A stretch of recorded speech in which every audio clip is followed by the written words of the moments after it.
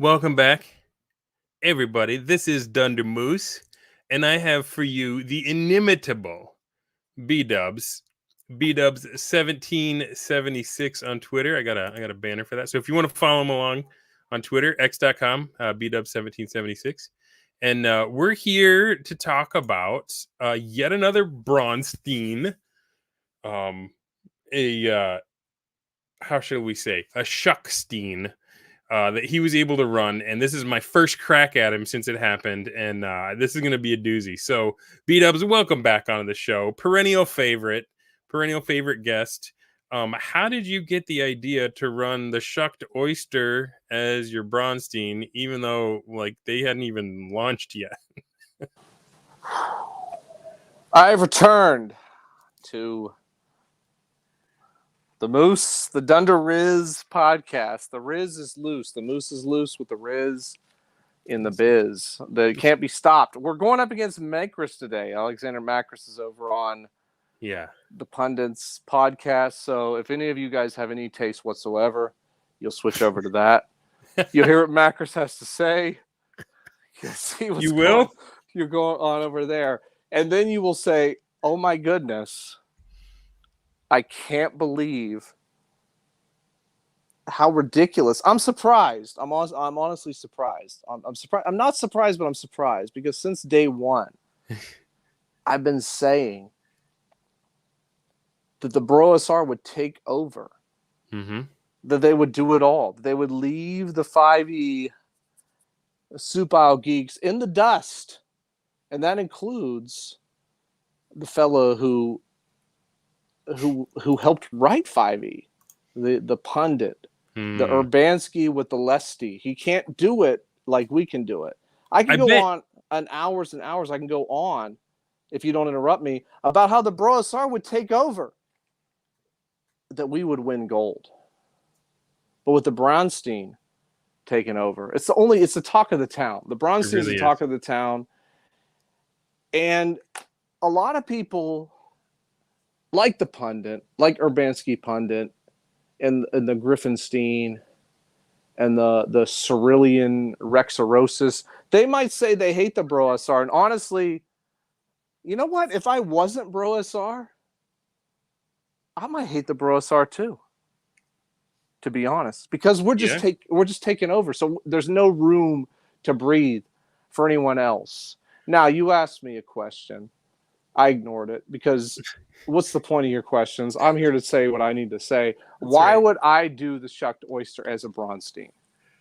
Why wouldn't I do the Shucked Oyster as a Bronsteen? That's the bigger question. When you can do a Bronsteen with any sort of session that you can imagine, there's no limit.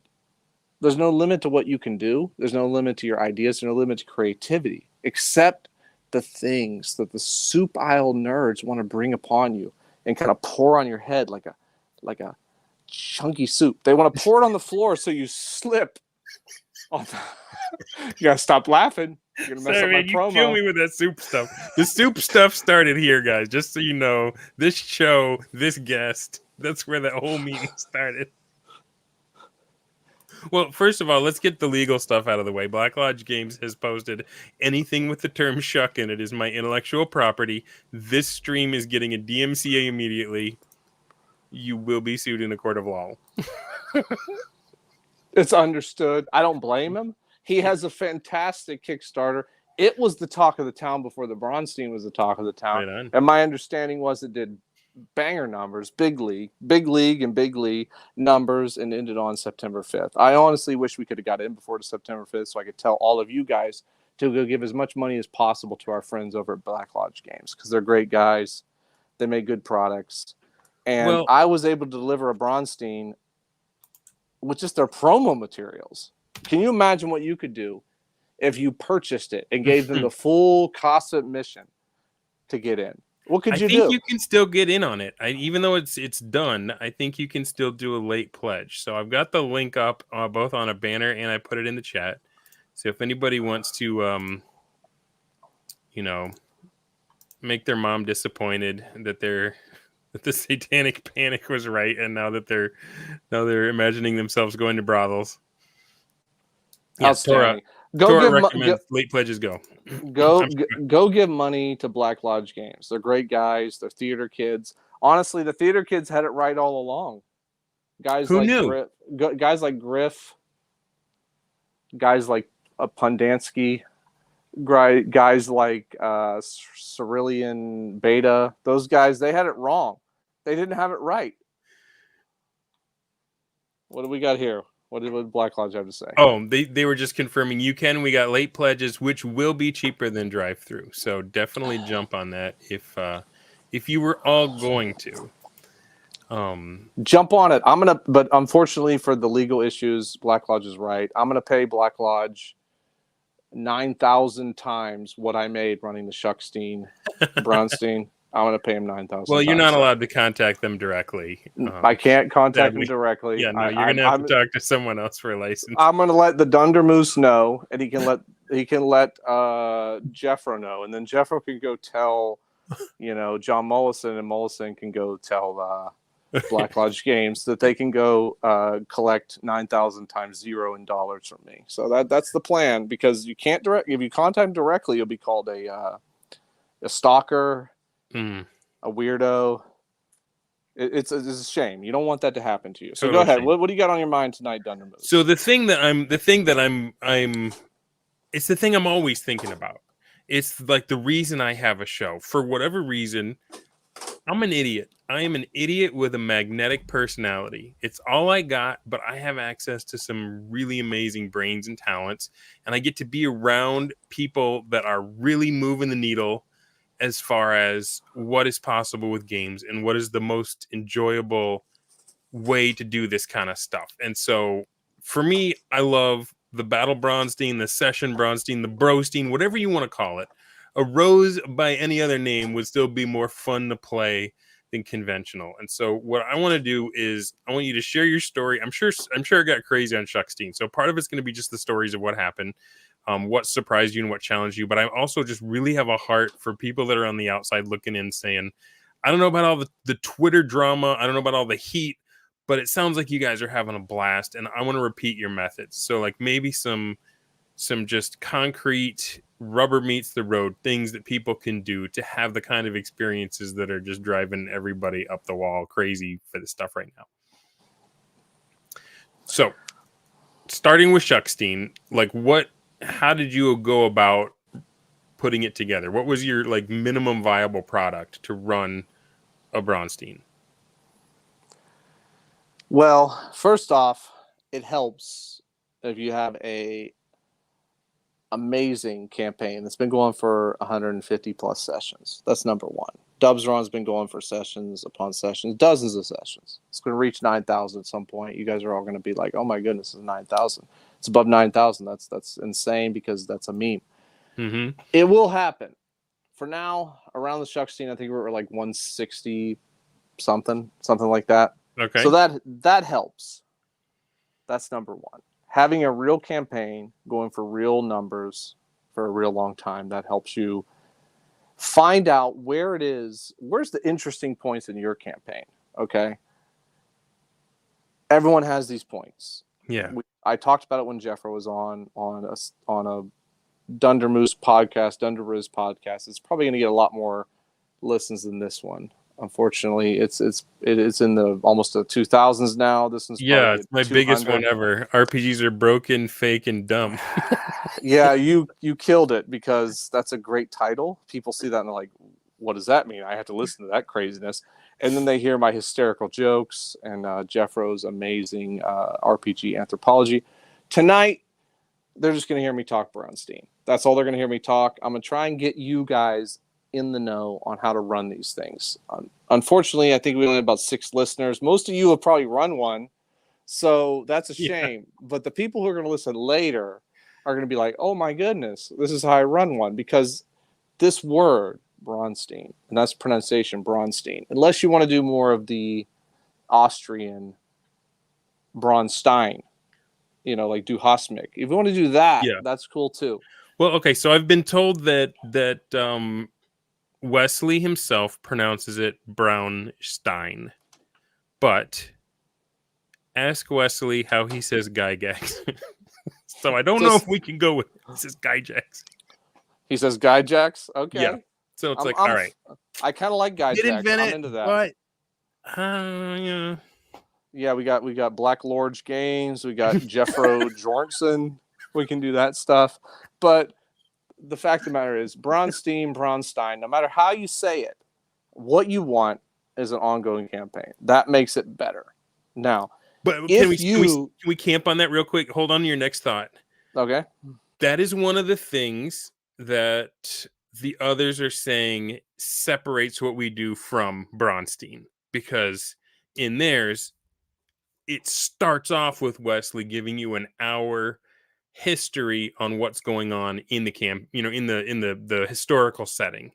So you get like a big backstory from the ref, and then you have sheets of, your characters all have backstories catching them up. So what it sounds like you're saying, and you can correct me if I'm wrong, sounds like you're saying that is not a feature, it's a bug, that if you apply this to an ongoing campaign, everyone already comes in with that background and you can hit the ground running faster. Is that a fair statement? That is the fairest statement you've ever made. That's fantastic. That's exactly right.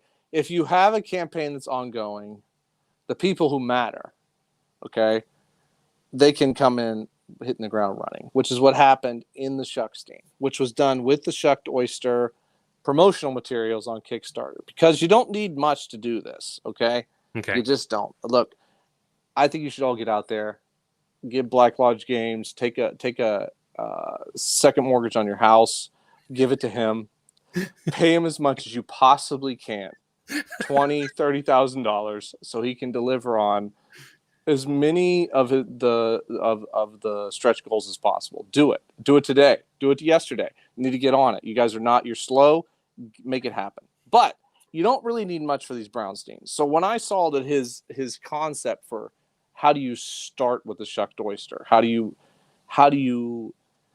launch this thing into your campaign, and it reminded me of I don't remember the DCC module. I'm sorry, I should have looked it up beforehand, but I got a little behind. But the DCC module was it starts with like you see like these it was you start with these people, they like are taking these prisoners, they're going to sacrifice them. And I don't remember what it's called. Somebody in the chat may jump on it, but it was one of their early modules. And no matter what you do in that introduction concept, okay, whether you just say, hey, I don't care what these villagers do to their other villager folk, or I'm really offended by it, or I want to join in. No matter what choice you make, it makes for an interesting session.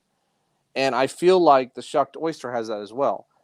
When the brothel burns down, which is what is described in the Shucked Oyster as sort of the launching event, no matter what you do, it's going to be interesting. If you ignore it, it's interesting. If you celebrate it, it's interesting. If you want to solve the crime of who did it, is interesting. No matter what, it's interesting. That's what matters. You have a dynamic situation. So when I saw that in the Kickstarter materials, the promo materials, I was like, holy moly, this is DCC level of this is great. Of a Harley Stroh. This is Harley Stroh scale, great hook concept. And that's all I needed. Now I was able to take that concept and say, okay, put this to my current player characters who are in this particular town. The town was Claymore Crossing, and Claymore Crossing is kind of barbarian town. So then you start like doing some abductive reasoning, like, okay, like Macris talks about on the other channel, which I'm sure will do much bigger numbers. You start talking about like, okay, what does that mean? If it's in a barbarian town, there's less law. So it might be a little more aggressive way of like combating this. So for my Shucked Oyster situation, I put it like the nearby guards just went on the attack immediately. Oh, the brothel is burning down. And this is the brothel from the campaign setting name, the Shucked Oyster. That's what it's called. And they just said, well, we just need to kill or arrest the people who did it. Well, they're kind of dumb. They're barbarian guards. They're not like trained law enforcement guys. They just start attacking the first people they think look the most likely. And obviously that's going to be an adventuring party, Right on. Adventuring party are a bunch of weirdos and creeps. They're So already sloshing with military oil as they walk. Yeah, they're like hanging with scrolls of magic powers, and they got tattoos in weird places. These guys are suspicious. Okay, now to make Brig happy, you know how he is. To make Brig happy, I added in that they were charmed by the villain antagonist. Okay. But the fact of the matter is, it launched things where players had to take action. So that's, if you want to say, what's some actionable items on running a Bronsteen? That's number one. You want to get a kind of a MacGuffin, story MacGuffin that's going to make people take action. So for the Shuckstein, that was number one. I was able to use their hook to put the PCs in an actionable position. Now, I took another idea, which Jeffro was exploring in his Traveler game, which me and Dunder were part of, unfortunately, to have some antagonist players. This was something I really did not want to do because I've been preaching for 6+ months now that anyone can be an antagonist to each other, but I just could not get PCs to deliver on that. They would not antagonize each other. They always wanted to get along game. They always wanted to be homies. They always wanted to be pals. So I decided after playing in the Traveler game, I'm like, you know what? I'm just going to deliver on this antagonist PC thing. So I chose a couple NPCs from the Shucked Oyster promotional materials and a possible antagonist in the mayor of the town, who would be like the law enforcement guy, and gave them to players. So I gave a faction leader, which is a brand new character as far as like player control character, to one player as the mayor of the town, who was like the law enforcement. Then there were two antagonists, like definitely antagonist players were Shucked Oyster inspired. One was very, very Shucked Oyster inspired, which was the madam of the Shucked Oyster, who was actually a witch. And then the other one was like an old school, one of the characters from my campaign, one of the NPCs from my campaign, which is a vampire that's been running around screwing with the players for about 15 or 20 sessions. So I made him the boyfriend of the witch. So nice. And so we basically had like two antagonists, like definite antagonists, and then one guy who was kind of in the middle, like the law enforcement guy, who was trying to like figure out what is this all about, what's happening. And so that was kind of the starting point. And the Shucked Oyster was kind of the inspirational thing, because I wanted something to get everyone kind of worked up, get everyone doing things, get everyone trying to betray each other, that kind of stuff. So as a DM, what you want to do is you want to look for these places where player characters primarily have these kind of contentions. Like they might have places they might PvP if things were pressed, turned up to 11. And I feel like the Shucked Oyster burning down was kind of like turning it up to 11 on some of these issues that some of these player characters had with each other. Right on.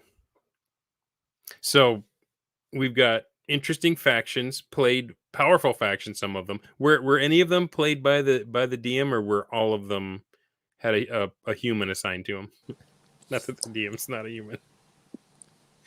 The DM is not a human when I run as a DM.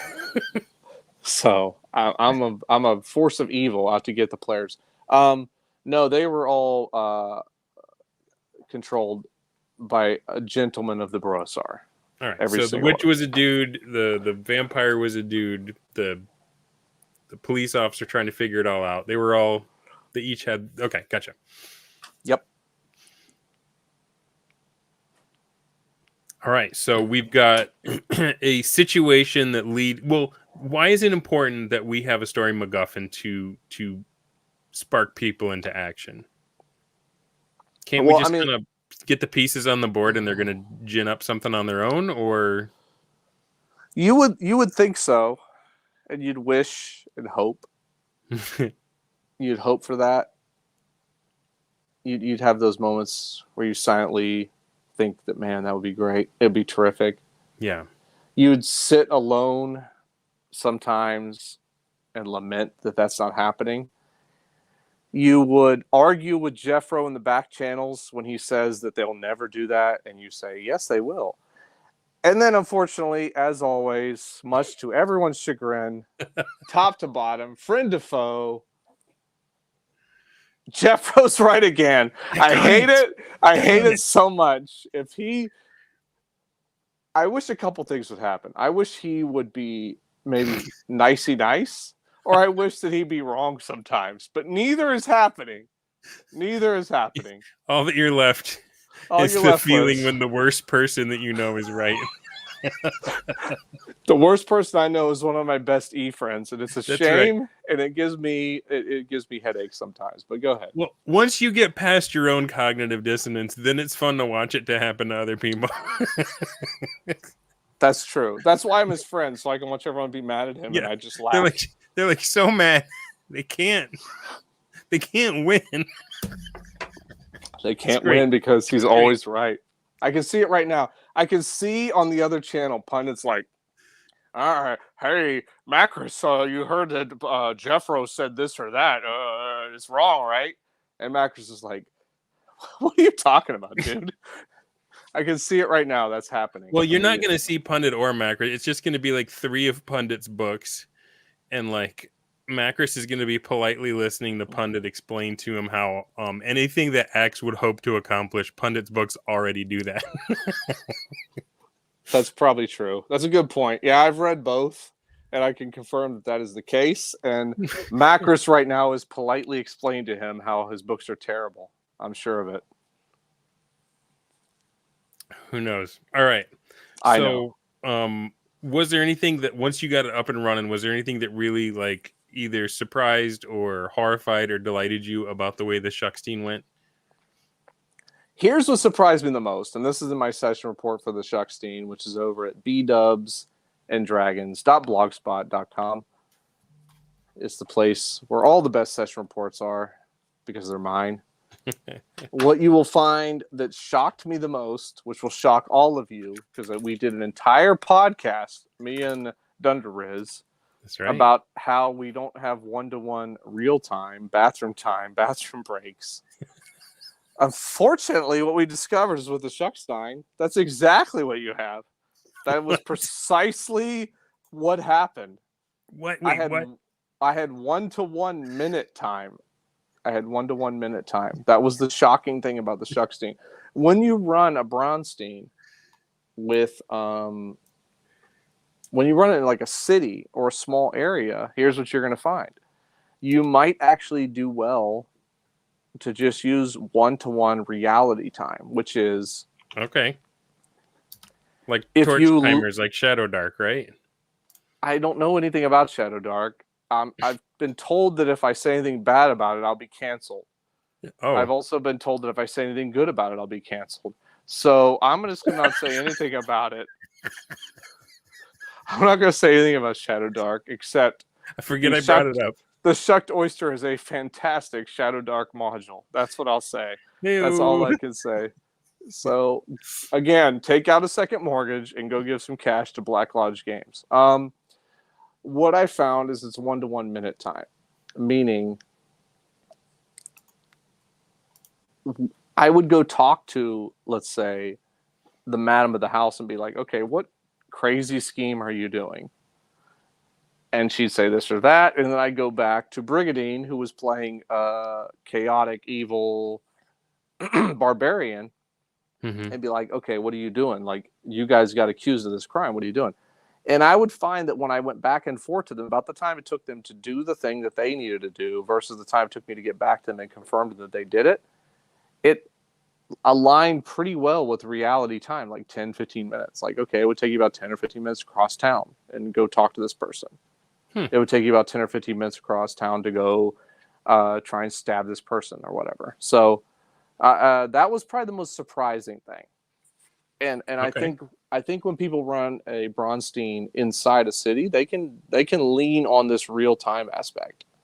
And I think it will work for them because everyone's so local. It's not really about traveling across the countryside. It's more about like these conversations, and you might make your conversations a bit more you might like focus on getting the information out a little bit faster to try and like jump in and then trying to get the DM's attention, this kind of thing. It might make a little bit more of alert players and players with a little bit more drive when you do a city-based Braunstein. Yeah, I do like smaller. I mean, we've played the big ones too, but like when you have a smaller environment, it makes it easier to explain how you can go off in other rooms and have a chat with one person and then immediately go to the next one, instead of saying, all right, well, we're going to wait a couple turns while your caravan makes it through the valley to get to the next person you want to talk to, right? Yeah, that's what I found for sure. Unless you had like something like sending stones or some magical device like conceit to allow people to talk to each other in the party game side of it. I would recommend the DM create a conceit like that if the distances are longer, because there's some good and bad that come from allowing that. If you allow that in like a game where the distances are bigger, if you're not in a city base, let's say like a region or a duchy or a county or something, you might deal with a situation where everyone's like doesn't know how they're going to talk to each other, and you're going to waste an hour of these players saying like, okay, I can't talk to Joe because he's like 70 miles away. You know, the best players will just be like, heck with that, I'm gonna do it anyway. That's what the best players are going to do. But what that's going to do is that's going to cut out probably like at least 50% of your players who are not going to feel comfortable just jumping in. And when you run a Bronsteen, you want to assure that as many people are being as active as much as possible.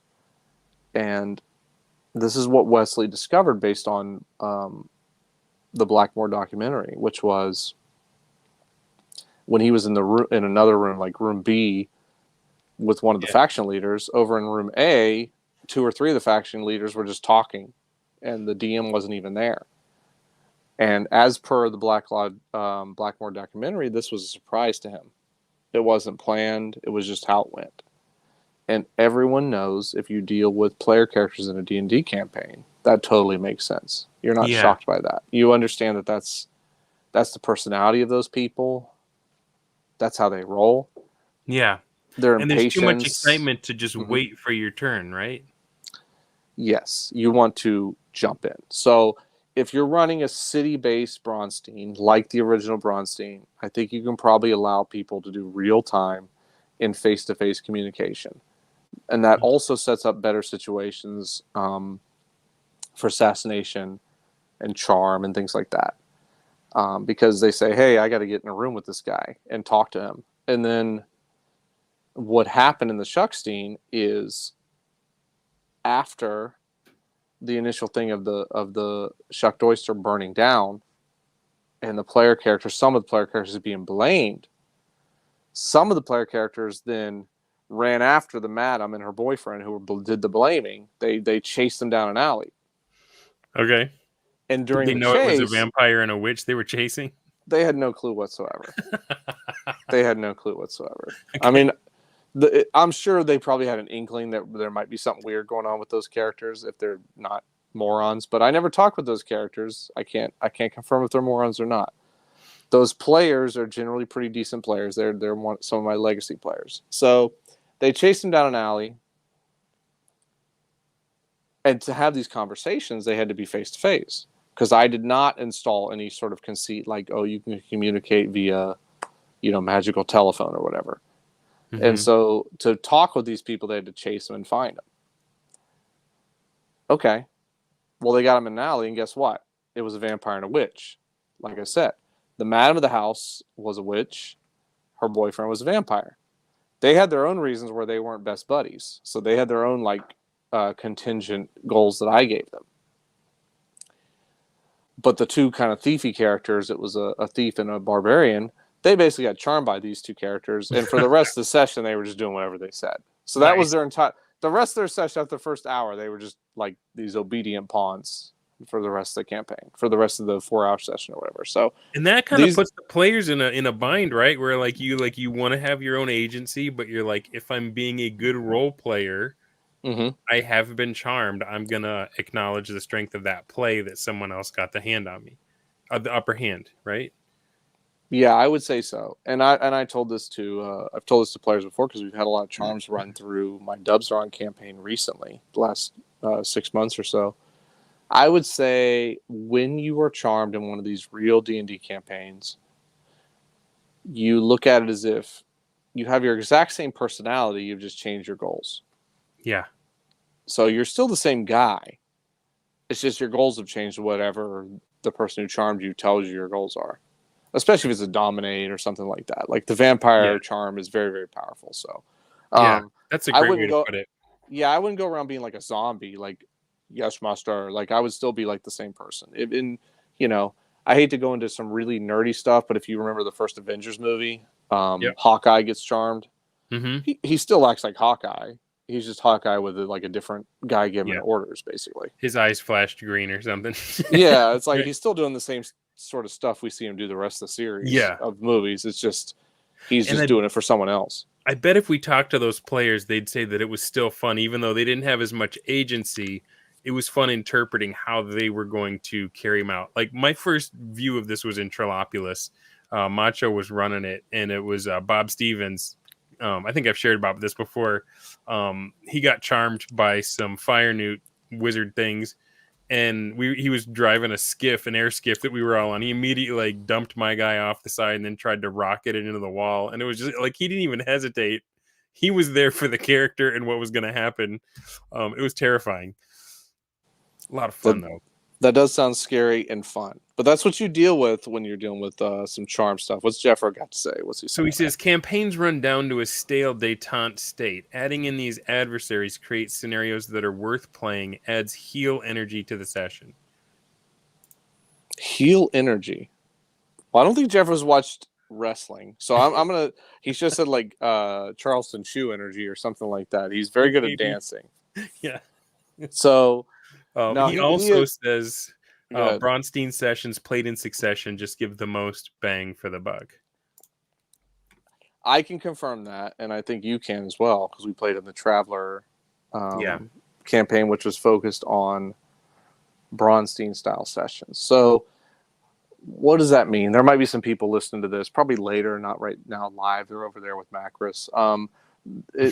What they're gonna think is like, what do you mean? So what you can do is you can focus each session on doing kind of a round robin with your players. Like, well, what's your individual goal? Yeah. What are you trying to accomplish this week? What are you trying to accomplish soon? What are you trying to accomplish this month, etc.? You can kind of go around them and talk to them about that. And you can even kind of needle them a little bit like, that's kind of boring. What you need to do a little more with that. So I would say that's kind of Jeffro did something pretty similar to that in the Traveler ongoing total nonstop Bronsteen, I would say. That's an interesting dynamic too, and I think one that maybe people that haven't played that with folk that are doing this might have a hard time wrapping their head around. The ability of the referee to push back on what you state you want. Because I can see if you get in your feels about it and you turn into a little wuss and you're like, well, no, I don't have my agency. And you're not aware of all the plates that the ref is spinning and like the thing that they're trying to arrive at for everyone. And you can be like, oh, you're railroading me. You're not. And then, so like, talk more about that. How do you know when to say, give me more from a player that is either turtling or has come up with something that's at odds with where the rest of the game is trying to go? Yeah, I think that in the Traveler game, and I think you met with all the Moonshine Traveler people, correct? I think you had like I stepped the hardest on this rake. Like I had an idea of what I thought was going to happen, and it was just like, Yeah, and I think what happened on that was Jeffro was doing an experiment on what if you try to really force the issue on milieu, like don't let in the Muppets, don't let in the goofy stuff.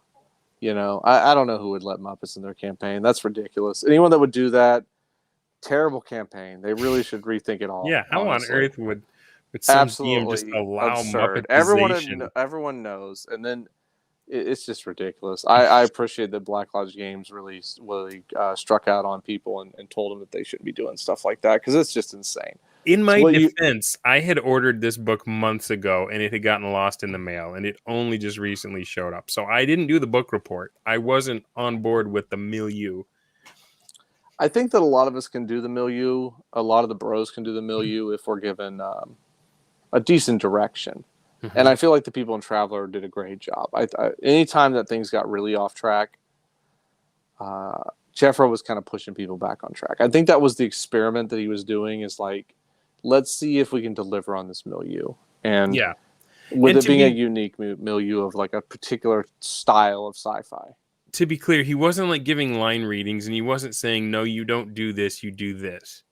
You know what I mean? He was just saying, it was a constant call to just use that abductive reasoning and say, okay, based on what we've already seen, based on what the dice did, based on what the others did, who are you in this moment and in this genre?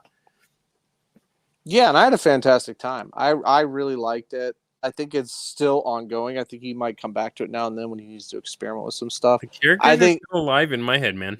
For sure. I think they're more alive than almost any of the characters, considering that we only had, aside from the ones I killed. Well, yeah, I mean, they're alive in your head. Like, you can see the blood blowing out of the back of their head with their exit wounds, you psycho. But, you just eradicate all the characters in that. I love you, all Scooty the interesting Mike. ones. I love you, R-Dubs. You don't love any of those people. It's absurd that you just blast them. It's like, look at that. He's doing finger guns on you guys. Dunder Riz. The moose is on the loose with the Riz. Never had to reload the revolver. Every single round was a kill. The dice were with me, man. It was meant to be, man. When the dice do that, that's what's meant to be. But I'm going to return to my Shuckstein. I'm going to come back around to it because we talked about it that we were going to start Shuckstein because last time I did an event about a battle Bronsteen, I felt like the excitement was with my session report and my discussion of the session report here. So I'm going to come back around. And I'm going to kind of just go through what happened, the general gist of what went down. We've kind of done a good job, I think, of going back and forth on actionable items, what things people can do, DMs can do to deliver on this kind of stuff for themselves. Yeah. I've got it right here. I've got it. Oh, it's incredibly long. Look at the little scroll bar on the far right. It's so tiny. It's like it keeps scrolling. It barely moves because I just kept going and going. There was so much to say on this, guys. You really should check out my session report because I forgot about half of what I had to say. I did a quick reread of it before I logged in tonight. So I'm going to try and kind of give you guys a breakdown of the general gist. So we've already talked about the Shucked Oyster is a brothel from the Shucked Oyster module that will soon be coming out to your door. Will come to your house if you paid Black Lodge Games enough money that they justified they'll send it to you. Okay? So it burned down. The PCs were blamed. Some of the PCs were blamed by these antagonists. Now, we talked about the antagonists, the madam, her boyfriend, and then the kind of semi-antagonist of like the guard who was kind of in charge of the law in town. So let's talk about the PCs because these are the ones that have been in the campaign for a long time. Yeah. So we've got Inar, who's a barbarian played by Brig. You all know him. He's probably in a campaign that you're playing in right now. If he's not, he'll be in your next campaign that you start running. Right. He's in every campaign that exists in the Brosar and some that don't exist in the Brosar. He was in your campaign before your campaign was invented. And his character Dracon has the trumps from Amber so that he can port into your Brosar campaign. Yeah, in Dubzaron, he has the deck of trumps. He can port into your game if he wants to at any time. He was in your campaign before you had a campaign. So, so he's playing Inar, who's actually a barbarian who put on a helm of alignment change some 6 months ago and turned chaotic. Okay. Spoiler alert. So I was like, what do you do with that? So I went to the 1E DMG and let's talk about this guy. Who's that guy? That is actually the Jalan? avatar taken by the boyfriend of the madam, Jalan. Jalan is actually Slender Man, who's a vampire that's been in the Dubs Run campaign for about 6 months. Slender Man. So, way back when they were on Barsoom, hell, I think it's been actually a year now. Good heavens. It's been about a year now. They came across a vampire when they were on Barsoom, and I was like, it can't be a regular vampire. It's Barsoom. It's going to be Slender Man, because why not? The ridiculous Zoomer vampire. So, anyway, they've been fighting with this guy in a dungeon for since about midsummer. So he came over from Barsoom to the world of Dubzaron. They've been messing with him in the dungeon. And he decided he was going to screw with them during this event. So he became boyfriends with the madam of the whorehouse. Sorry, the brothel. And there he is. That's what he looks like. All right. I don't know I don't know what vampire. that shot is from. I'm sure that is not a world famous comedy show. Yeah, no, I don't know what you're talking about. I don't recognize that picture, right? Just a pimp. That's all I see. Yeah, I just see a cool guy with a cool jacket. Oh, was that the guy from UHF, the janitor? It is. It's the guy from UHF. You got this right. Yeah, that guy was cool. Spotowski. Yeah, that guy was good. He was on that clown show. Yeah, that guy was good. He was funny. Whatever happened to that guy? Man, why did he ever get bigger parts? So anyway, we have that guy, his girlfriend, the madam of the brothel. We got Inar the barbarian, who's like a chaotic barbarian because he put on a helmet of alignment change. We've got an elf, because there's always got to be an elf. Standing Mountain was back, baby. Standing Mountain, the elf was in the fish stein. He's back for the Shuckstein. Yeah. He's the one that's getting blamed primarily for the brothel burning down, because elves are not trusted in town. And then I think Xanthos, thank you so much. Xanthos the cleric is there. So these are all the people involved. And then I said, and then the one barbarian and the thief that decided to follow the madam down the alleyway and got charmed. So once they got charmed, they're kind of a non-factor as far as like making their own choices and stuff of what they're going to do. So at that point, Tuck and Doc are the charmed. Yeah, Doc and Tuck. That's correct. Yeah, Doc was the thief who went first, and then Tuck kind of followed him because he realized that the initial fight at the very beginning with the guards was kind of handled. So what happened? I don't really know exactly. That's the thing you have to keep in mind with these things. Okay, so now let's move on to the second actionable advice. First actionable advice is you need to have a great instigating event. Yep. Okay. Next, you need to have great characters. If you have some great characters, NPCs and PCs, as part of your campaign, bring them in. If you don't, and you're starting a new campaign or whatever, make sure you have some that have issues with each other or have story reasons to not like each other or to have sort of uneasy alliances. So that's number one. Okay. Number two actionable advice. You are going to lose track of what's happening in a Bronsteen probably in the first 8 minutes. I think 8 is the right number. I think you can hold everyone's attention for about 5 minutes. And then in the following 3 minutes, you're going to lose complete track of what's happening. Here's the thing, and what I said last time when I was on with Jeffro. That's great. It's fantastic. It's beautiful. It's terrific. You're going to love it. It's so much fun as a DM. You're going to look back and feel like, I messed this up. I messed that up. You're wrong. You didn't mess it up. It's terrific. It's a terrific campaign session. It's a terrific one shot if you do it as almost like a convention game. So don't stress, people. It's going to work out great. You're going to love what happens. You just have to deliver on what people give to you. So that's point number 2. So what happened is the thief and the barbarian chased the madam and her boyfriend down the alleyway. They got charmed, and that was kind of it for them. Next, the madam went and visited the mayor of the town, Lambert. So we didn't even talk about this guy. We didn't tell his name. Lambert. Let me scroll back up to Lambert. Yeah. So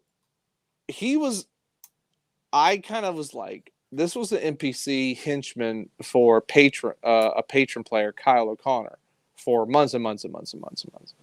And recently, he was put in charge of this town because Inar took over his forward operating base over by a volcano.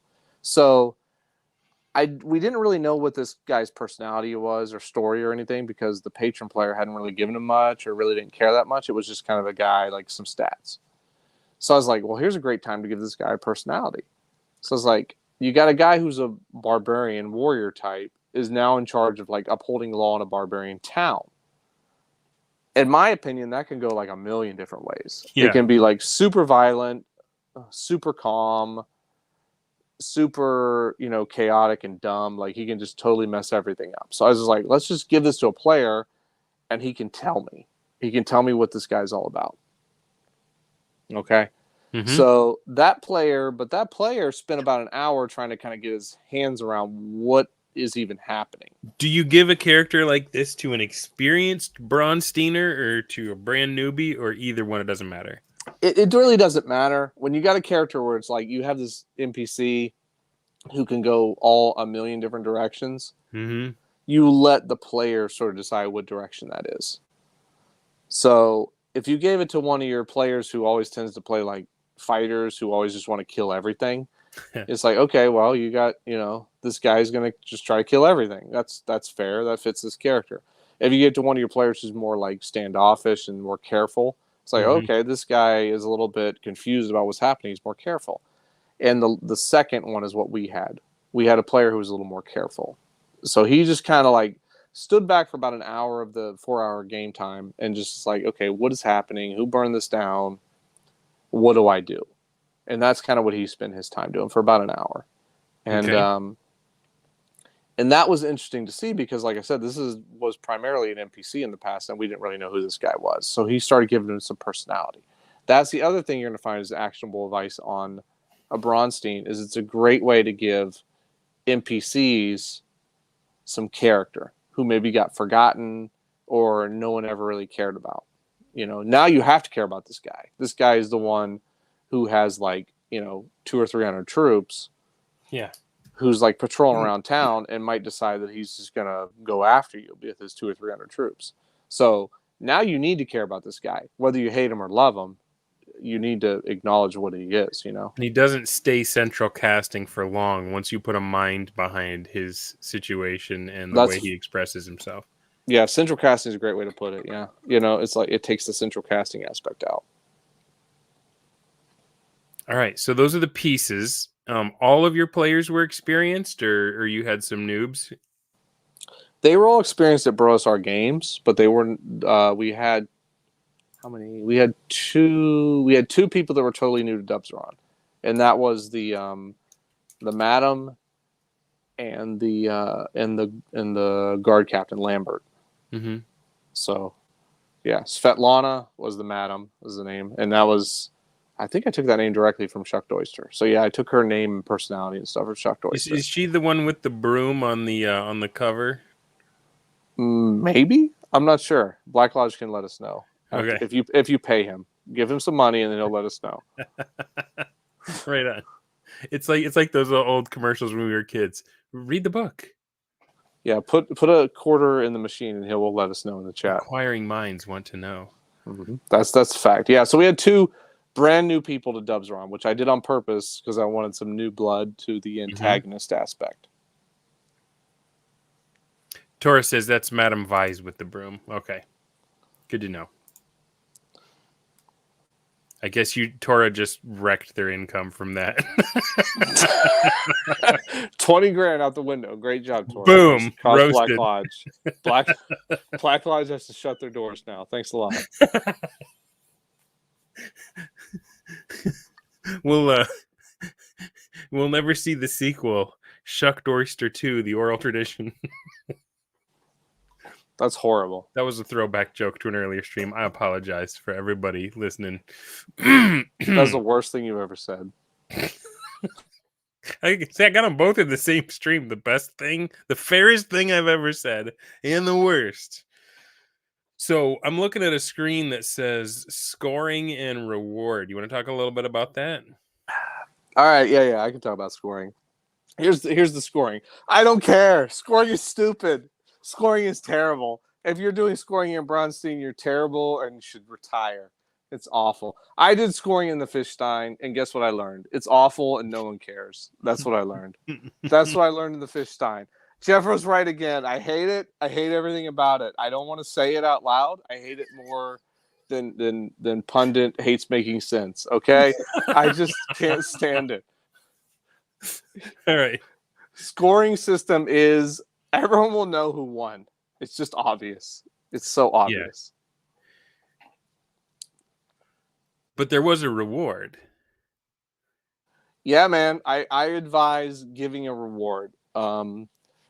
If you're doing a seasonal, like 2 or 3 a year, like I've been doing on these session Braunsteins, I'd recommend a reward that makes a level for somebody of about the level that you're doing. So if you think you're doing if your Battle Bronsteen is probably like level 4 or 5 difficulty, yeah, maybe give a reward to make like whatever it would take to make like to level 6 of XP, and then training cost for the same. So I did like training cost and level reward for about what that would be. So, if someone is involved in your Battle Bronsteen that's like lower level, like 3rd, they might make 2 levels if they win. Yep. So basically, I did like the gold reward is basically like probably to almost or definitely make a level from level 5 to 6 or 4 to 5, and the amount of money it would cost to do that, or a little bit above that. And then silver is basically like a little bit half that, and then bronze is half of the silver. So that was my rewards is gold, silver, bronze, because I feel like you do these things. Unfortunately, Jeffro's right. You're gonna know. One guy was definitely the gold place guy. The one guy is definitely silver, etc. All right, what is Jeffro saying? I'm right. I'm so right. I'm so great. It says if you tell the players they lost, then they will just explain how they actually met their personal objectives in spite of everything. I meant to do that. That's true. I actually did that in the Traveler Bronsteen, so it's fine. I understand what he's saying there. So you literally will do that because winning.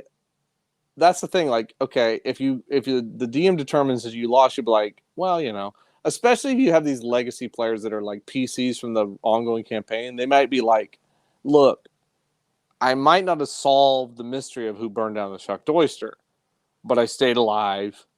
I made a friend with this new PC or this new NPC, blah, blah, blah. So they might be happy regardless.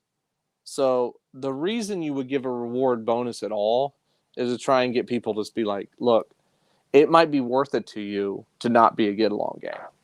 So that's what you and I talked about when I came on and talked about the Fishstein, which was to try and get the get-along game out and still allow people to play their PCs. Because at that time, back last fall, Jeffro was saying just give people the toys to play with the NPCs, and then they put the toys away. That's it. It wasn't about playing legacy PCs at all. Yeah. For what he was exploring at that time. Now we've since discovered, because we've had so many Braunsteins, that you can play the legacy PCs as long as you have maybe good players, or you give good rewards, or the DM is able to kind of siphon things to the right direction. So I think that's probably the preferable way. I think the idea of like giving people the NPCs to play with and then put the toys away is a good option if you feel like your players are kind of lame and not elite. Or you're just trying to explore some stuff so you can write a book that may eventually come out one day. Hopefully soon. Maybe one day. I don't know. So it's a hard question for me to even frame, because it seems like the people that are playing these right now all get it. They're all jazzed for it and they're into it.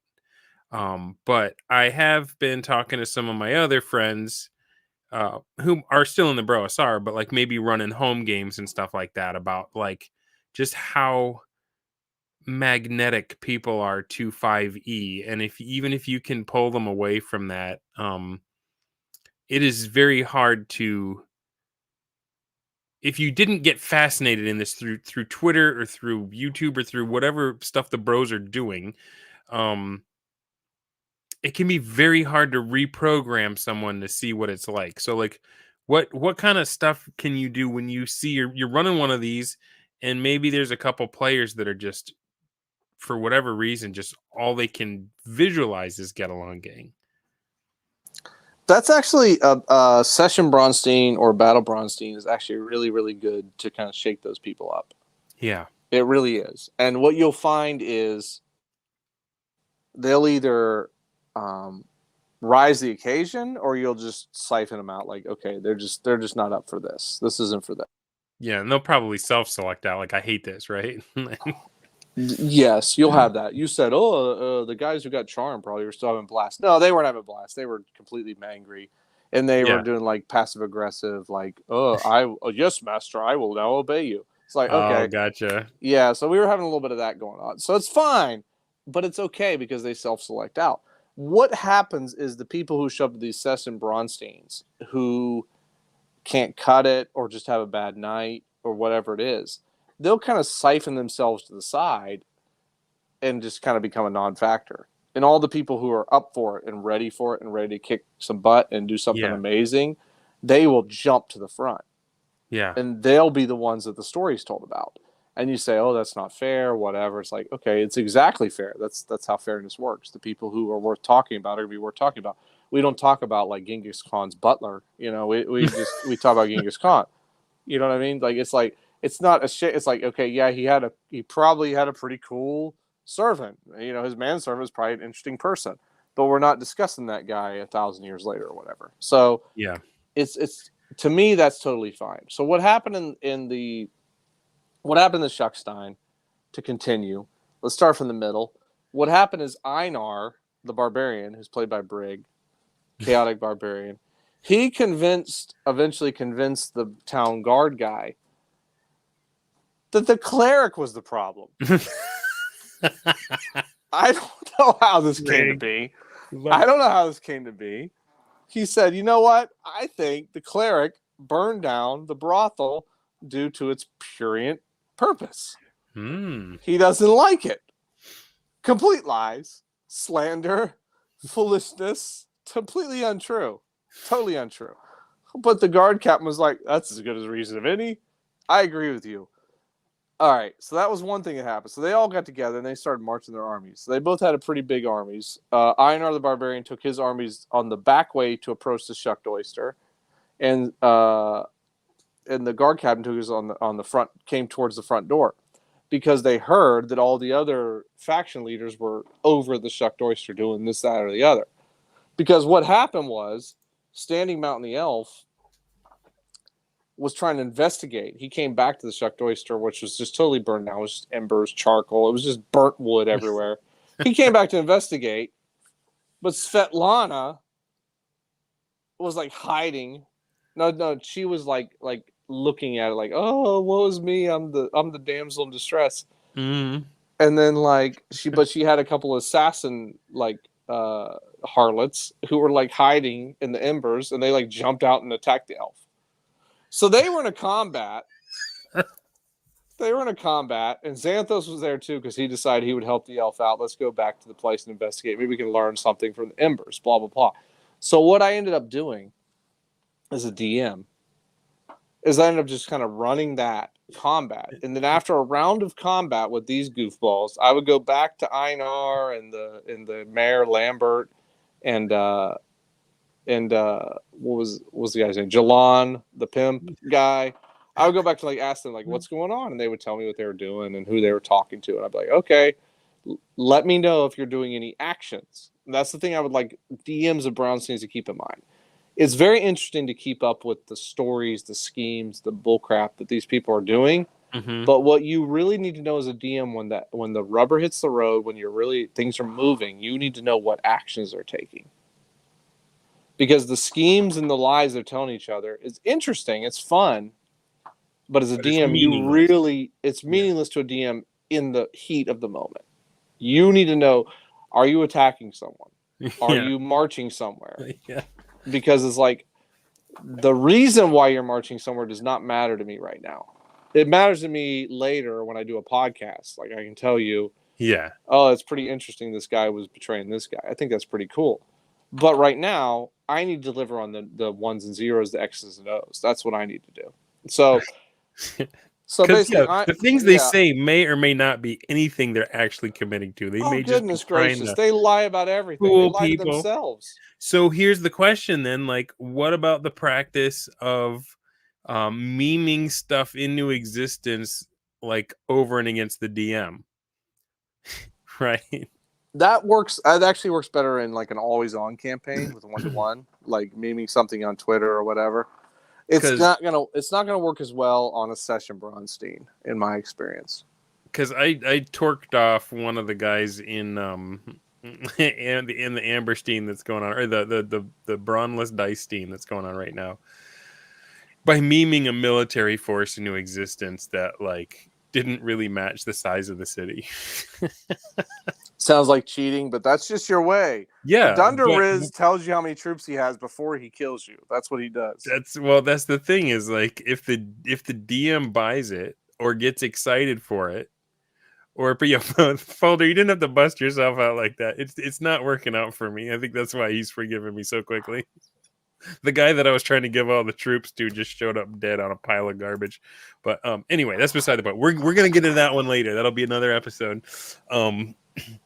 But like, what is fair there for the DM and for because sometimes they're gonna give you stuff that's just like that doesn't really work, and sometimes they're gonna give you stuff that like might be unfair to other players, but man, what a delicious opportunity that would be for everyone to get excited about, right? So like, what are your instincts for that? And it may not be the same from ref to ref, but like, what is it that you're sifting for? What's the little gold nuggets that come up in your pan?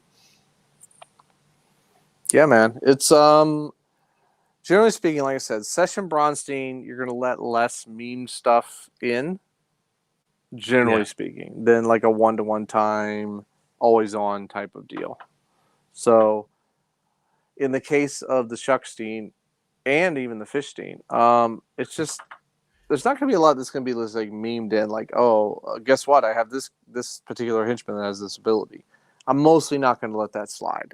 It's mostly not. I would allow it more for the antagonist characters or the brand new characters, because as a DM, what you hand them is just like a list of, these are your stats, and here's your 5 people that work for you, or 20, or what. If it's an army, here's your little army. If it's something in the case of the Shuckstein, it's going to be like, here's your 10 henchmen or whatever, which is what I did with Svetlana. She had like 10 assassins. It was like, okay, you have 10 assassins. 1's level 5, 2 are level 4, 3 are level, etc. And I was like, I didn't give the player the stats or anything. I was like, you need to work out the stats if you want to use these people. Start rolling the stats in game, or do it before game if you want them to attack people. So, as far as memeing things in, like, oh, I actually have this guy. Now that came up a little bit in the Shuckstein, because Svetlana's player is like, oh, wouldn't some of my assassins have poison? And I was like, that actually makes a lot of sense. So, these are assassin. I'll allow it. These are assassin ladies of the night.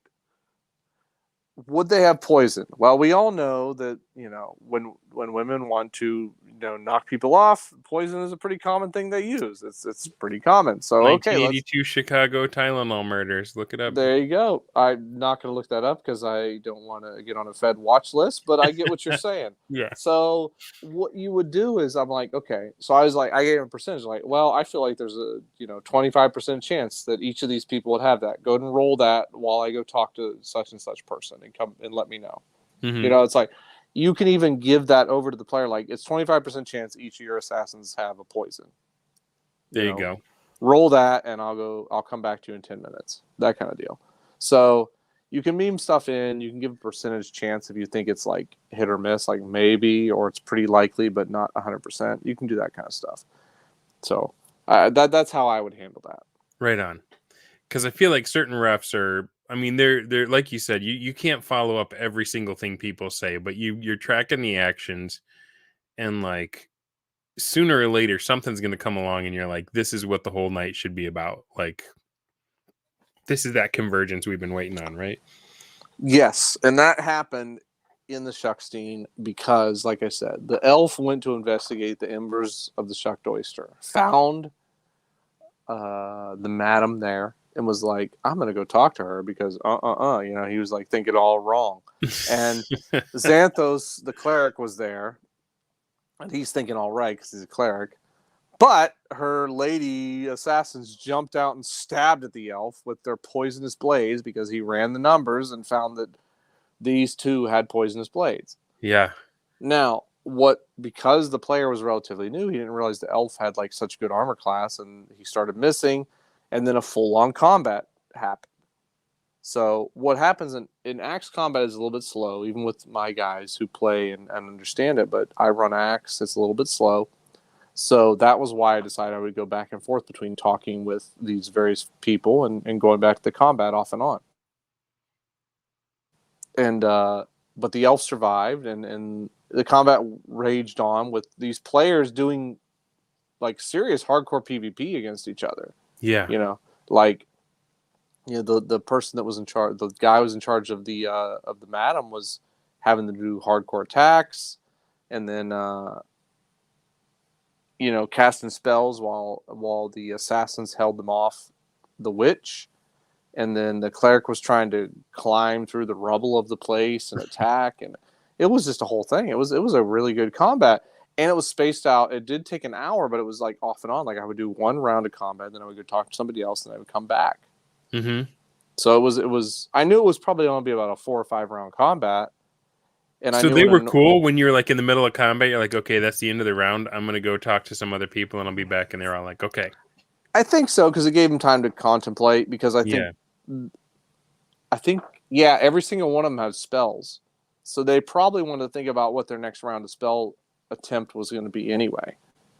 And as we all know, much to my chagrin, people with spells take forever to choose what their spells are going to be. It drives me crazy. It's a pet peeve of mine that it will drive me insane until the day I keel over. Well, there's the argument for 1-to-1 in session time, right? Is like if you don't know what spell then you just don't get it off, right? Yeah, you don't get it off. Some people say that. I try not to do that to people. I've a pretty good record of not skipping people's turns because I don't like to hear them cry. It's sad to hear grown men cry. It's really depressing when you could get to hear them crying. But that was the general thing. And then during the course, so they had the combat.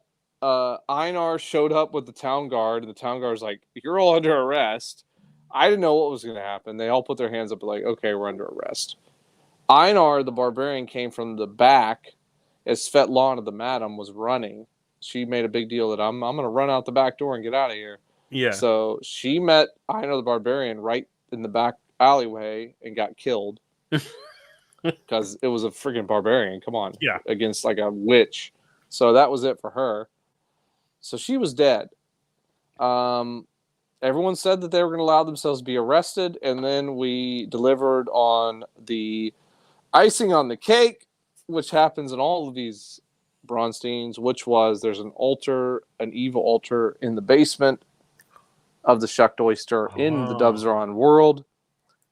The madam was trying to get human sacrifices there, which was her goal for the session.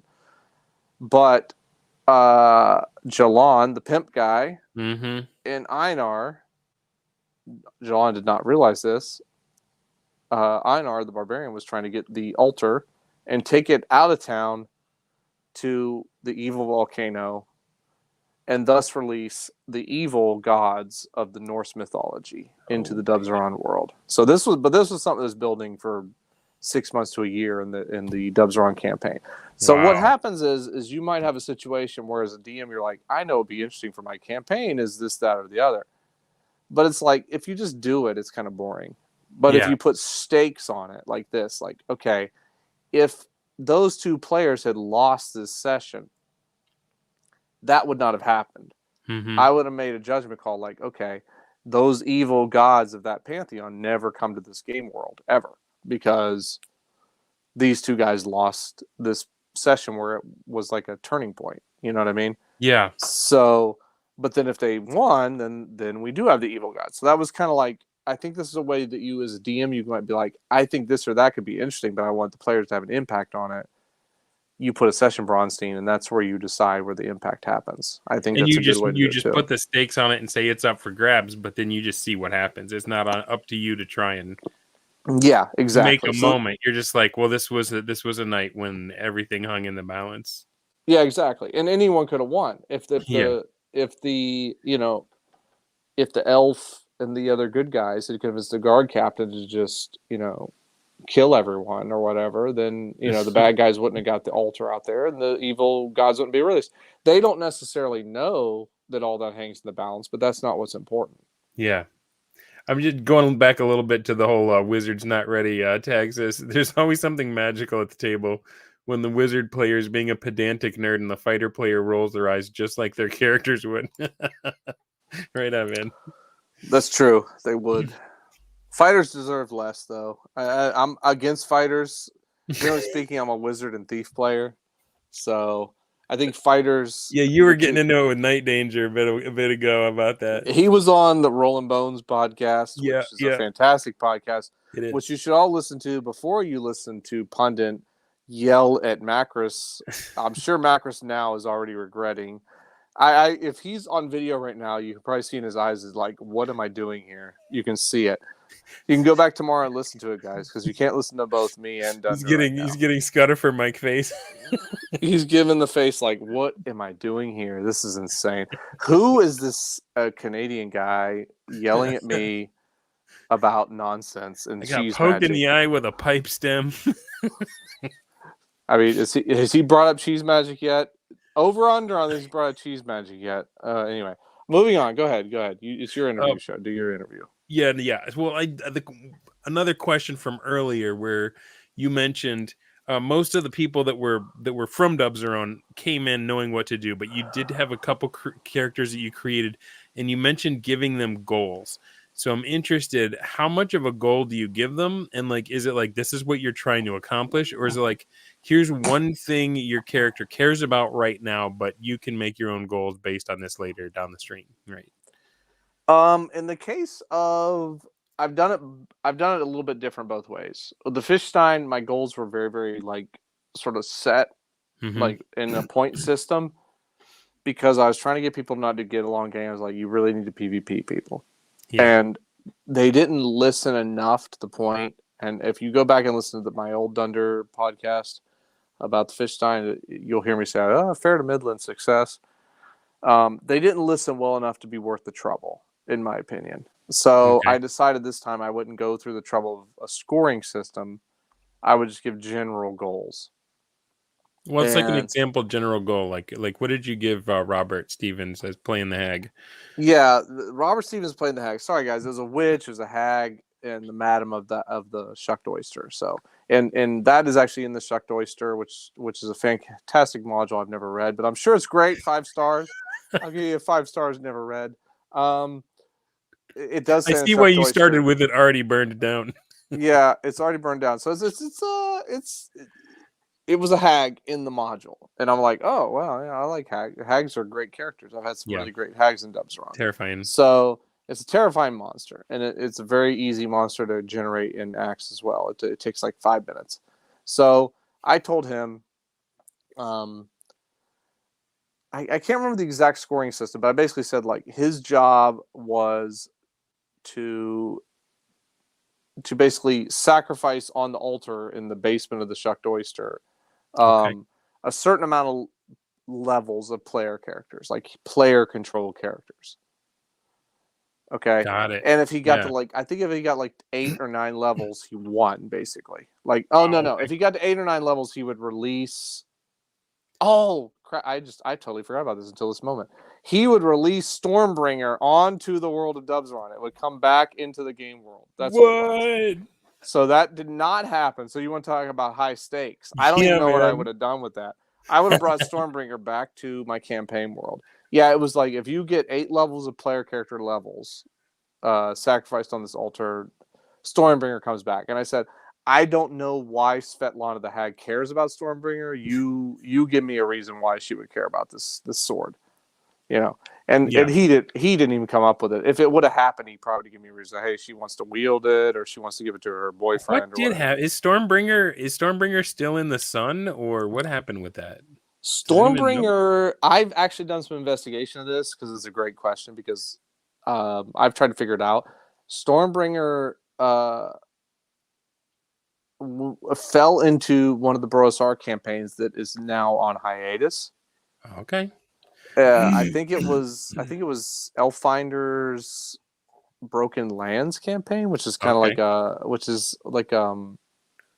it's kind of like an Arabian campaign or whatever. And there's a lot of people who played in that, but the game has been off for about a year. And so I figured it was fair game to just pull it back into Dubsron if this happened. So I told Robert Stevens, who plays Svetlana, I was like, look, you do it. It's Stormbringer's back in Dubsron. That's a big deal. That can really flip things. That can really flip the script on this whole campaign. And so, again, I told him the stakes, but I didn't really decide like why he would care. Yeah. He could tell me why he cared, because that's why you go to players. You tap them for like, why does this matter? You know? And that way you don't have to think about each individual NPC. Just give it to one person who can obsess over it and come up with something. They can obsess over why it matters. And then at the same time, you can still put the stakes in it that you as a DM find interesting. Because I think with DMs, we think a lot about stakes. Yeah. And we don't usually think about how to get there. And you know what? It's time to just take it out and be like, I don't care how or why we get there. You know what I mean? Like, just give a simple with these Battle Bronsteins, you can give a simple concept of how we get there. And you can put it into a PvP element. Like, you either do it or you don't, man. It's on you now. You know, you give it to the player, like, go. Even if it's completely unfair. Because Svetlana's situation was not great. She had some good charm spells. She had some good magic, but she had like no hint. She had like just some assassin henchmen. That's it. Yeah. And the player characters had like, 100 soldiers, and the captain of the guard had like 300 soldiers. Wow. And, so it's like totally uneven odds. Totally uneven. You don't do anything in these Battle Bronsteins where you worry about fairness at all. You just worry about interesting. You worry about story. You worry about delivering on stakes that you think are cool as a DM. That's some more advice I'd give you. I'm writing these down, by the way. So let's talk about it from the player perspective. You've been able to do both. When you get invited to participate as a player in a BroSR Braunstein, what's your goal? How do you approach, what's fun for you, and how did you come to that? Yeah, I came to believe in the total nonstop Bronsteen due to, and I mentioned this on my last time I was on the Dunder Riz podcast. I came on because during 3rd edition, the heyday of 3rd edition, my dad ran a campaign where we were doing political stuff in a city, session after session, for about probably 12 sessions. And we played about once a month because it was bad. It's face-to-face. It's hard to get people together. And I was just in one of these situations where I was the thief and I was trying to prevent this other character from taking over the town politically. And we were trying to get the peasants to like align with one side versus the other side. It was kind of had almost like what you guys talked about in your Gangbusters episode about sentiment, like town sentiment or whatever, public sentiment. Yeah. And we were doing a lot of stuff of public sentiment, and it was PvP, but it was PvP of public sentiment. And when Jeffro started exploring this Bronsteen stuff, I was like, man, that really reminds me back when I was playing that 3rd edition campaign of this and that and other. My dad did it this way and that way. And it occurred to me, like, there's no reason why you can't do that every session, because we did that for like 12 sessions in a row. It wasn't there, and he was apologetic, where he was like, oh, I'm sorry I couldn't find a way to get you guys to come together for the dungeon crawl. Because there would be like a mini dungeon crawl on the 3rd session, and then 3 sessions later, there'd be a little hex crawl. I could care less about that part. To me, it was all about like, the tricking each other, the betrayals, the diplomacy aspect. That was where it was working for me. I loved it. And it was just one of these things like, okay, that is fun. And I get it. I understand that it might not be fun for every type of player. Okay. Every person that shows to play D&D might not enjoy that. They might. It just might not be for them. But for me, it was great. And when Jeffro started exploring this stuff, I'm like, oh, I get exactly what he's talking about now. After I heard about the initial Battle Bronsteen that you were in with the douche brigade and everything. Yeah. And I understood that at that point. I was like, oh, I get it now. I understand. It took like one session of hearing about it and reading his session report. I got it. And that's when I started talking total nonstop Bronsteen. Like, there's no reason why we can't do this every session. Yeah.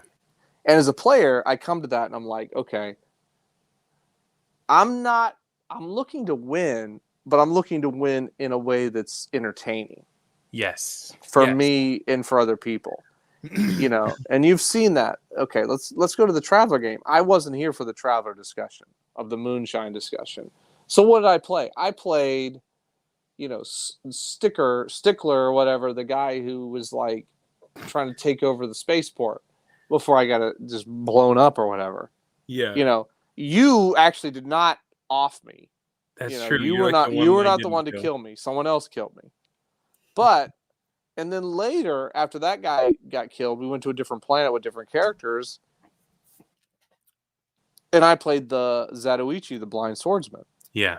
And it was like, it wasn't really about winning or getting XP.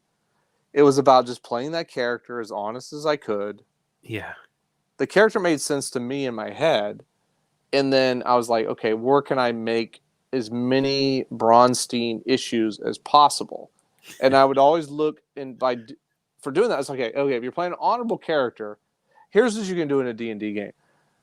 I love everyone, and I'm too stupid to notice the thief is stealing. That's what you can do in a D&D game. Yeah. Okay. What I did with Zatoichi is like, my guy's too smart to not notice the thief is stealing. Or, you know, we didn't have a thief because it's a Traveler game. But I'm too stupid. I'm too smart to notice when a guy is actually a jerk or whatever, or like, you know, going behind the party. So he was wise enough to see when people were ripping him off. So he would like call them out, you know. So I would do these things where I'd call out the bad actors because I was coming from an honorable position. You know, I would tell the people, you know, I'm going to go work for the evil guy, but it was because he's doing something good right now. And this kind.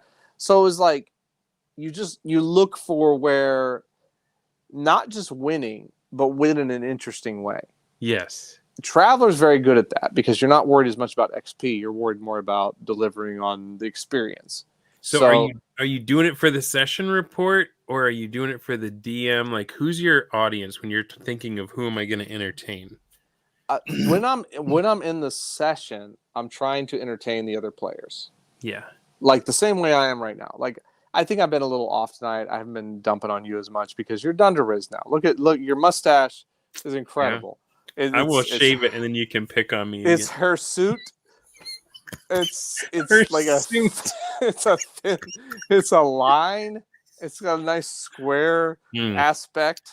I trim it before it curls over the lip because you don't want a hair lip. Distracting when someone's all going. It's true. Don't worry, guys. We still have 30 minutes for me to insult anyone that's against the Brosar. Don't worry. Just stay tuned. Right on. I'll start talking about soup any second now. You just stay tuned. Do not switch over to Macros. You know, if you message in the chat if you sent more money to Black Lodge Games, and I will make an insult towards Pundit just for you. We do have a question in the chat. Pounce Cleveland asks, regarding the D&D 5e issue, would it be more feasible to recruit people who've never played RPGs before than to deal with diehard 5-years? Yes. Yeah. Okay. Yes. I mean, it's that simple. You're going to have an easier time dealing with brand new players than you're going to be with 5e players and trying to convert them over to a Bronsteen or a total non-stop Bronsteen or a 1-to-1 time or Brosar style game. It's just a reality. It's easier to deal with noobs than it is to deal with guys who are set in their ways of wrong play. The people who are set in their ways. Yeah, the people set in their ways with wrong play have disgusting long Santa beards. They look ridiculous. Oh my gosh. They call themselves Rex, even though they are not even kings in their own home. It's exhausting. It's maybe man. the Cerulean Rex refers to being king of BO. I don't know. It's possible that he is king of BO. Is it? What do you think, Dundermoose? Do you think he's king of BO? So I'm not a heal. I've tried it and I suck at healing. I am much better at like, I don't know. You've heard it here first, fellas. Making inroads and Dundermoose has confirmed that Cerulean Rex is the king of BO. He is the king of the soup aisle. He's in charge of the chunky soup. So Bradford Walker says, "Swamis, soup aisle swamis." He is a soup aisle swami, Cerulean Rex. Is not even kings in their own bedrooms. That is disgusting. We don't talk about such things here. I'm sorry. Dundermoose is a classy podcast. Dunderwiz is classy. I was gonna say, I liked what you said earlier about the Battle Bronsteen or the Session Bronsteen being an easier way to break them from what they're used to. Because maybe, if I'm playing a rolled up PC, I'm going to go straight Get Along Gang. And I'm going to be, okay, we're playing Critical Role and I don't want to die on camera or whatever. Right? But if you hand them a bad guy and say, here's what they're trying to do, man, that's fun. And it opens you up to take bigger swings because you don't really feel that bad if the good guys win, if you're the bad guy, right? I'm thinking about Griff, or not Griff, Brig. Sorry, same vowel, different consonants. Brig in the Battle Bronsteen got the big bad guy. He got the dude that was in the bottom of the dungeon that was like charming the players, and like he's the one that was responsible for the snail shell that froze everybody to him. He got this guy and like pretty much turtled that whole game. I don't know. I think he was keeping an eye on Macho's character using animals or something like that. But I was like, man, the first one he really turtled, and then the one you're telling me about, he just comes right out of the gate going, yes, the cleric did it. You got to watch him. He hated this place. He wanted to burn it down. And so, like, I wonder if there's like that growth period that once you've had a couple Bronsteins under your belt, and you're like, oh, I get it. I'm not here to try and play for the long game for my character. I'm here to make an omelet by breaking a few eggs. Yeah, I think that's accurate. Yeah, you don't want to turtle. I think if you turtle, you're probably going to lose. How do you ask a question and put a post up? You want to hear me talk, or you want to read this? Go ahead. No, you go ahead. What does that guy have to say? Oh, this is my buddy Tim. He goes, Dunder, your characters tend to play like Foghorn Leghorn wailing on the farm dog's ass with a 2x4 and then running beyond its leash length. That's true. I'm sorry. I didn't mean. In my experience, the Dunder Riz tends to hit a dog and then run away. He might even be Haitian. He needs to look out. You got to watch out for that stuff. Just take a little bite on the way past. Yeah, he's hungry. He's hungry for action. What you need to do in a Battle Bronsteen as a player, and if you're still listening an hour and 28 minutes and 21 seconds in, I am very impressed that you're still listening for advice, because I figure you're all still here just to hear me insult people. So what you basically want to do if you're a player in a Battle Bronsteen is you do not want to turtle. You will lose, okay? Yeah. If you are having the scoring system of an inferior DM, an inferior DM shows up and says, hey, I need to score this. I need to put 20 points if you take the hex with the gold mine. I'll give you 30 points if you take the hex with the diamond mine. Yeah. You are dealing with an inferior DM, and you can go ahead and do your little turtle action and try to do a slow score or whatever it is. Figure it out. What you're going to find in a scoring system is the behavior of the players is going to be nonsensical. It's not really going to make sense to their character. It's going to make sense to the scoring system. They're going to try and win the scoring system, like a game of Yahtzee or, Monopoly or something like that. So what you want to do in a game with a superior dungeon master like myself or Jeffro or Dunder Riz, if he ever delivers on I do. I need to. I got plans. Bronsteen one day, is you don't want a turtle. And I think Brig the player who played Inar in this game and some evil wizard in the original Battle Braunstein ran by Jeffro. Yeah, you probably learned you don't want a turtle. Yeah. Okay. If you turtle, you're probably going to get left kind of in the sidelines, which, whatever. Maybe a sidelines is the right play. If you're playing a legacy character, maybe it's like, what, heck with this. I'm going to go sideline myself so I don't die and I can play again next session because I'm a legacy PC. It's true. But if you're like an NPC antagonist, there's no reason to sideline yourself. It's just, there's no reason. So there's positives and negatives. If you sideline yourself as a legacy PC, at least you live to fight another day. If you sideline yourself as an antagonist one-shot NPC, you're probably just losing coming and going. So you have to take these things with a grain of salt one way or another.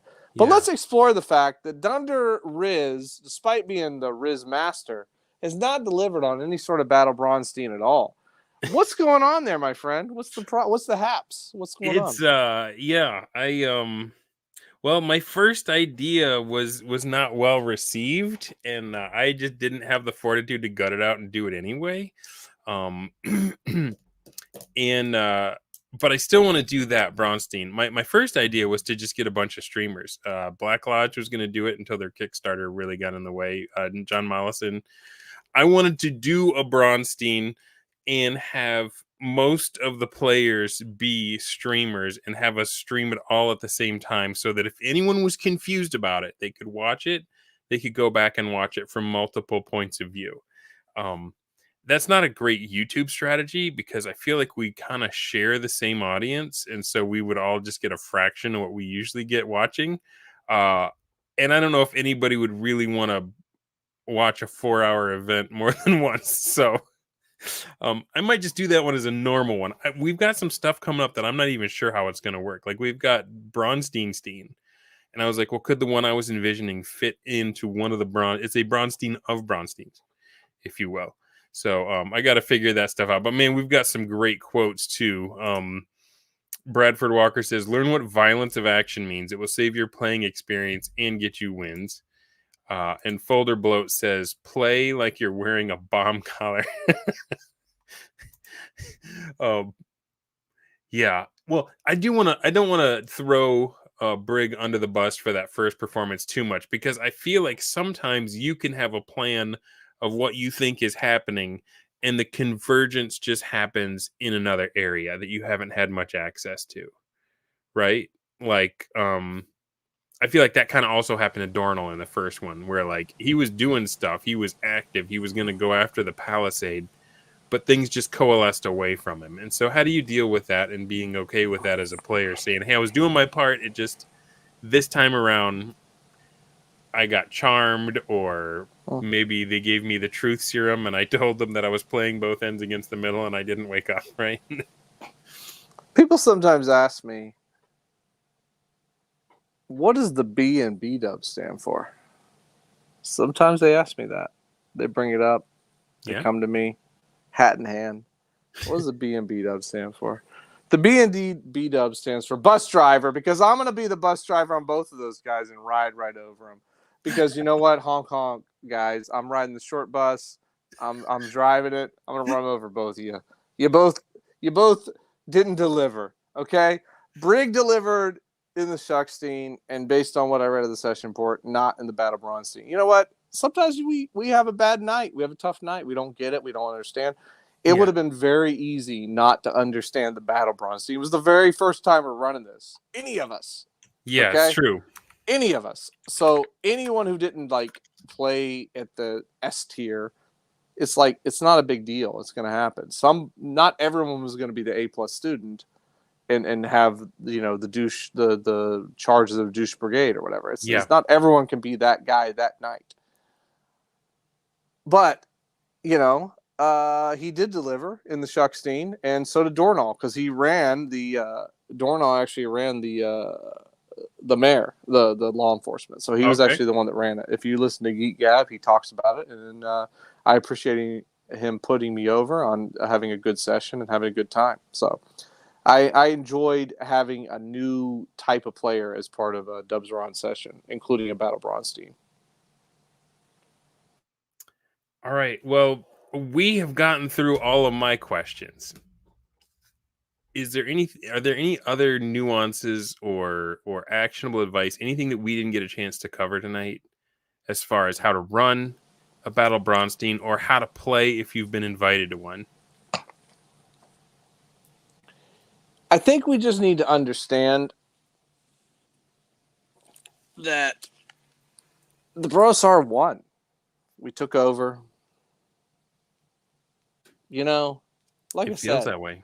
if I wasn't Broasar, I would probably hate the Broasar. I'd hate him too. Why wouldn't you? We won. You lost. If you're not Broasar, you lost. You're sitting in the gutter.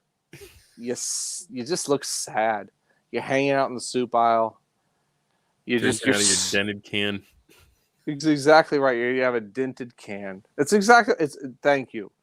Dunder Riz agrees with everything I'm saying. That's right. Every single word I say, he agrees with. If you appear on his show and you're one of the soup aisle dweebs, he is disgusted by you as much as I am. It's a fact. Griff, my friend, we love you. We love your documentary. We love Secrets of Blackmore. We think it's a fantastic documentary. In fact, I actually think you deliver on a pretty cool vibe on your webcam. I think the weird goatee beard thing with the disheveled hair, it actually is a pretty cool look. Why you gotta hate on us, man? We love you. Why can't you love us back? Come be our friends, Griff. We want you to be our friends, Griff. We like you, man. And we agree that a Bronsteen is what? It is. Let's define it real quick because we should have done this at the beginning. It's my bad. Yeah. It's your bad. It's all our bads. It is multiple independent actors acting under a fog of war with potential PvP. Yeah. That's what it is. It's a simple concept. Look. Now, I want to point out, Rex accused me of maneuvering Griff into agreeing with that. And yeah. I just want to clear the air. I was not maneuvering anything. I wanted to speak purely ideas on an idea level with Griff and get his take on stuff without throwing in all of the drama that has just continued. Like, my phone has been blowing up since the Griff episode. Griff and I have been continuing to communicate, and I've really been enjoying that. We don't agree on everything, but the dude cracks me up. And again, I love his stuff. I cannot wait for Bronsteen, the Braunstein, Wesley's official one to come out. I think it'll put an answer to a lot of the stuff.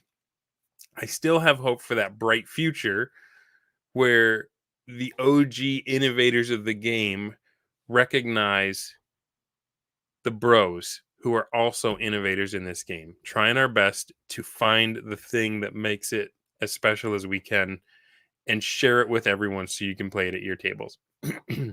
There's a lot of stuff that's getting involved with that. There's a lot of people that respect Wesley on one side of it, and there's a lot of people that respect Wesley on the other side of it. So I don't think either side is disrespecting the man. The Major is amazing. I'm glad he did what he did. I'm glad he's still with us. I'm glad he's still running these at the conferences, and I'd love to come to one and play it. But I also want to make sure that what has happened this year is also honored, because this has been the hashtag Summer of Steen ever since B-Dubs, you and Jeffro came on my channel. Ever since B-Dubs, you said, by June, you need to run one of these or you lose the hashtag. It has just been taken over in a way that one-to-one time and in a way that the patron play hadn't. I feel like a lot of people tried it and some crazy fun stuff happened, but a lot of DMs were burning out, and this was the thing that was missing. And I think 2024 was the year, as you say, that the Broasar won. That our detractors and our enemies have been sidelined. They've been minimized. They have lost relevance. The flagship is DEI. OSR is degenerate. Broasar is where it's at, guys. And I'm just spitting facts here. Well, heel Dunder Riz appears. Tell him how it is. Like I said, he agrees with everything I say. Griff, we like you, man. Be our friend. Don't fight us. We are your natural audience. We're your only audience, Griff. That's true. We're your only audience. I'm sorry. You've seen the numbers, Griff. I've heard that the Blackmore documentary did not make you pretty bank, which I'm sorry, my man. I would love it if it really should have. I would love if you made straight bank. But look, there's only like 20 to 40 of us bros. Yeah. We watched it as many times as we could. We watched it over and over. We studied it, but that probably didn't deliver. But guess what? What you don't do is you don't say, hey, you know what I like to do is I like to take my audience and I like to insult them. We are your only audience, Griff. We are the only people that care what you have to say, Griff. So please, my man, my friend, my crazy, disheveled, beardo dude, please get out of the soup aisle. Come join the champions among the bros. We will accept you back. All you have to do is say sorry to Jeffro. All you have to do is say thank you, Jeffro. Thank you, Dubs. All you have to do is say Bronstein's rule. That's all you got to do, man. Use hashtag Bronsteen and let us use the Bronsteen whenever we want and pay us some cash for all the marketing that we have done on your part. All you have to do is when you release the Bronsteen product, give us 50% of the profits directly to me. I will send you where you can send the money. I will let you know where you can put it and go directly into my bank account because I have done so much work for you, Griff. Please, the only other people talking about Bronsteins are people saying, I've been playing for 40 years. What the heck is a Bronsteen? That's exactly right. They don't know what the word means. They don't know what it is. They don't know how it is. They don't know how to run it. They don't know how to play it. They don't even know how to pronounce it. And we need those royalty checks so that we can buy the Shucktoister. Exactly right.